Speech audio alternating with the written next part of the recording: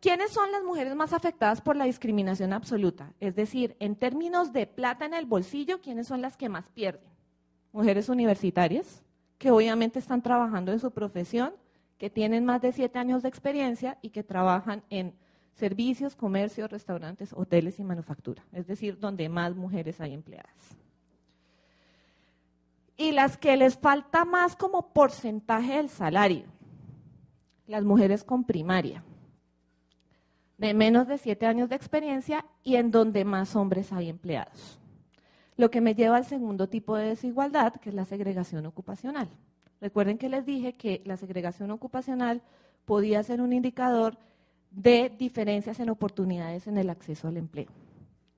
Entonces, así como desde el punto de vista de las diferencias salariales entre hombres y mujeres, el trabajo presenta resultados interesantes a partir de una nueva metodología.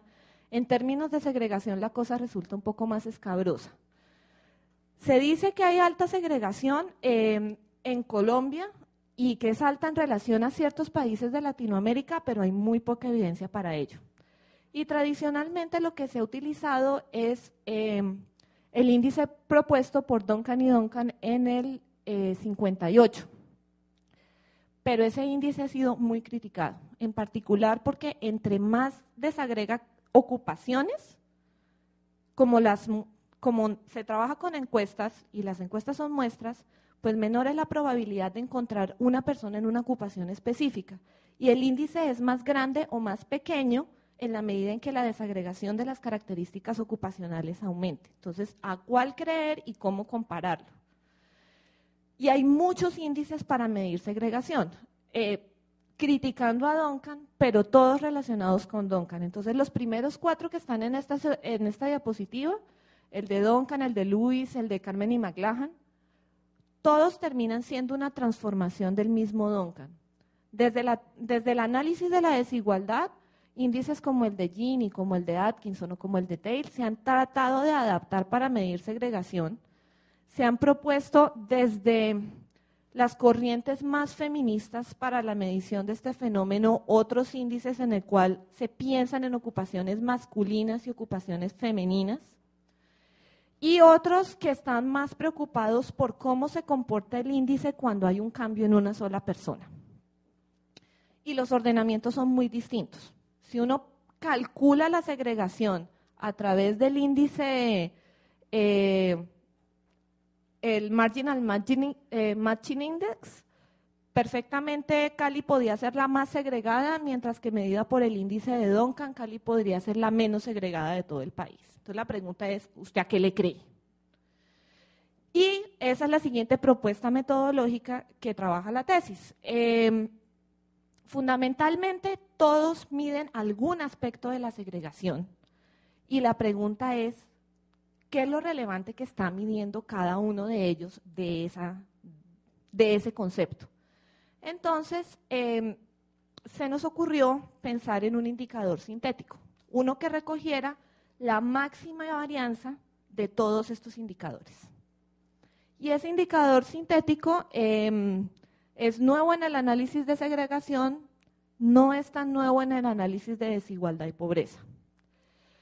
Pero a través de ese indicador sintético uno sí puede pensar en un ordenamiento común para todos los grupos de interés, que en este caso para mí fueron ciudades, y que me permita hacer comparaciones en términos del tiempo. Entonces, si lo miramos por ciudades, Cartagena y Montería en orden resultan ser las más segregadas. El 1 es la menor segregación y el 13 es mayor segregación en orden de estas 13 ciudades. Bogotá resulta ser, al menos hasta el 2003, la menos segregada de todas. Y en términos del valor del índice se distancia mucho del resto de ciudades. 0 es ausencia de segregación, 1 es máxima segregación.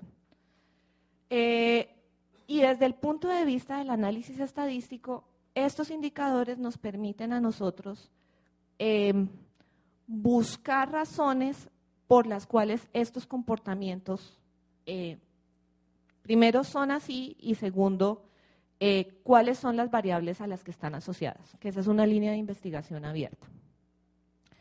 Finalmente, en términos de polarización del ingreso, lo que quiero contarles, lo primero que quiero convencerlos es que polarización y desigualdad pueden ser conceptos muy diferentes. Para eso quiero presentarles las grafiquitas que tengo en esta diapositiva. Las que están en el primer nivel corresponden a dos distribuciones de ingresos, son las mismas personas. En un primer instante del tiempo, los niveles 1 a 10, antes de esto, son niveles de ingreso, gana 1 peso, gana 2 pesos, gana 3 pesos, y la altura es la concentración de personas. Entonces, la primera gráfica, hay igual número de personas con cada uno de los 10 tipos de ingreso, mientras que en la siguiente, las personas se agruparon en los niveles de ingreso 3 y 8. Si yo comparo la desigualdad en la primera distribución con respecto a la segunda, la desigualdad es mayor en la primera que en la segunda. Son más diferentes. Cada individuo con respecto al resto es más, en términos de cuánto gana, es más diferente. Si vale la pena esa afirmación. Y en el segundo, todos los que están en 3 ganan 3, son iguales. Todos los que están en 8 son iguales, pero entre 3 y 8 hay una mayor diferencia, hay una mayor polarización. Entonces, si uno compara el comportamiento de la desigualdad al pasar de la primera gráfica a la siguiente, la desigualdad se reduce, pero la polarización aumenta. En las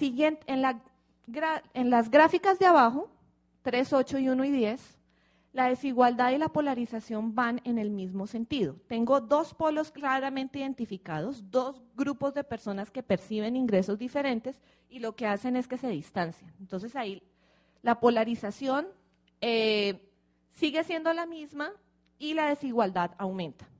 Y finalmente la polarización es un problema de grupos. En las últimas gráficas ustedes pueden ver que hay 3 polos claramente identificados con la misma densidad de población.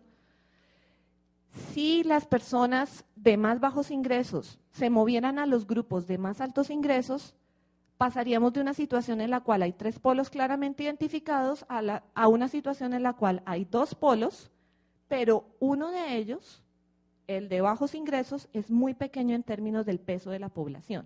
Entonces, para la polarización, el tamaño del grupo va a importar. Para la desigualdad no va a ser tan importante. Esto lleva a que las medidas de desigualdad y polarización tengan que ser diferentes. En esto, el trabajo doctoral de Esteban es el pionero en proponer medidas, y a partir de esto, Esteban y Duclos han venido desarrollando toda una línea de mejoramiento de esas medidas de polarización, y en Colombia esas medidas nunca, o sea, ni por curiosidad, se han aplicado. Y como yo soy curiosa, lo hice. Bueno, sí se ha hecho, pero en términos de ingreso departamental, no en términos de ingreso personal. Para darles un ejemplo de cuán diferente puede ser desigualdad de polarización, un país como la República Checa es un país que tiene muy baja desigualdad, pero tiene unos niveles de polarización altísimos. Y la razón es que las transferencias de ingreso para la polarización pueden ser muy importantes, como ocurre en el tercer caso, pero no resultan tan importantes en una medida de desigualdad. Y bueno, los resultados están, algunos de los resultados de hombres y mujeres están resumidos en estas dos tablas. En la primera columna siempre van a tener el índice de polarización, en la segunda van a tener el índice de desigualdad, y lo que es separado son los tipos de ingreso. En las filas superiores, tanto para hombres como para mujeres, estoy mirando mujeres empleadas, mujeres asalariadas.